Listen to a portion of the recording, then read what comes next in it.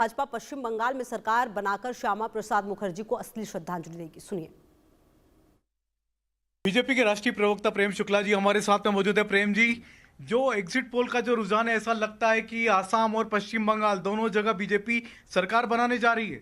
असम में भी बनाएगी, बंगाल में भी बनाएगी, साथ ही साथ पुदुचेरी में भी भारतीय जनता पार्टी के सहयोग से राष्ट्रीय जनतांत्रिक गठबंधन की सरकार बनना तय है। और इतना ही नहीं, जब एग्जैक्ट पोल आएगा तो तमिलनाडु में भी राष्ट्रीय जनतांत्रिक गठबंधन की सरकार बनना निश्चित है। सिर्फ केरल ऐसा राज्य है जहां पर भारतीय जनता पार्टी के वोट प्रतिशत में वृद्धि होगी, लेकिन अभी हम सरकार बनाने की दौड़ में नहीं है। लेकिन प्रेम जी, ममता बनर्जी कह रही है 1984 से वो चुनाव लड़ रही हैं, लेकिन इतनी बड़ी संख्या में पैरामिलिट्री फोर्सेस का दुरुपयोग उन्होंने।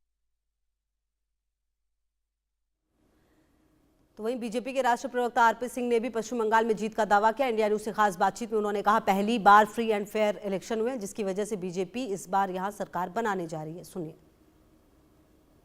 बीजेपी के राष्ट्रीय प्रवक्ता आरपी सिंह जी हमारे साथ में मौजूद है। आरपी सिंह जी, साफ साफ दिखा रहे हैं सारे एग्जिट पोल की असम और बंगाल में बीजेपी को जबरदस्त बढ़त है और दोनों राज्यों में बीजेपी सरकार बनाती नजर आ रही है।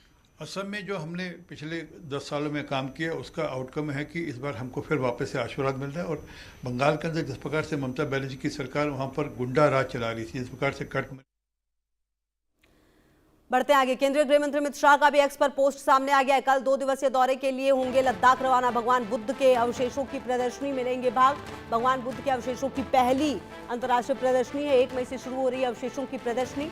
विश्व के कई हिस्सों से श्रद्धालु अर्पित करेंगे श्रद्धांजलि। तो ये अहम जानकारी आपको दे रहे। केंद्रीय गृह मंत्री अमित शाह का एक्स पर पोस्ट सामने आया है और इस पोस्ट में उन्होंने जिक्र किया है कि किस तरीके से भगवान बुद्ध के अवशेषों की पहली अंतर्राष्ट्रीय प्रदर्शनी है।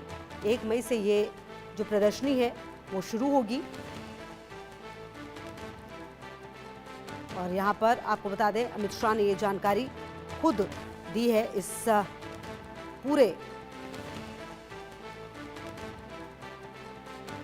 इस कार्यक्रम का जिक्र जो है किया, कुछ तस्वीरें भी उन्होंने शेयर की है और लिखा है कि किस तरीके से ये जो पूरा कार्यक्रम है उसमें हिस्सा लेने वाले हैं। 2 दिनों का ये पूरा कार्यक्रम है और बुद्ध पूर्णिमा का अवसर है, जिसमें कि इस पूरे खास कार्यक्रम में यहाँ पर मौजूद होंगे गृह मंत्री।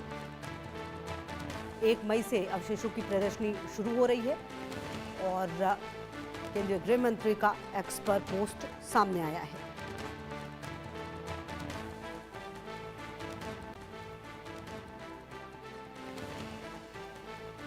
तो आपको बता दें, केंद्रीय गृह मंत्री का ये पोस्ट सामने आया है और ये अपने आप में काफ़ी महत्वपूर्ण कार्यक्रम है। जैसा कि गृह मंत्री भी बता रहे हैं, भगवान बुद्ध के अवशेषों की प्रदर्शनी में भाग लेंगे।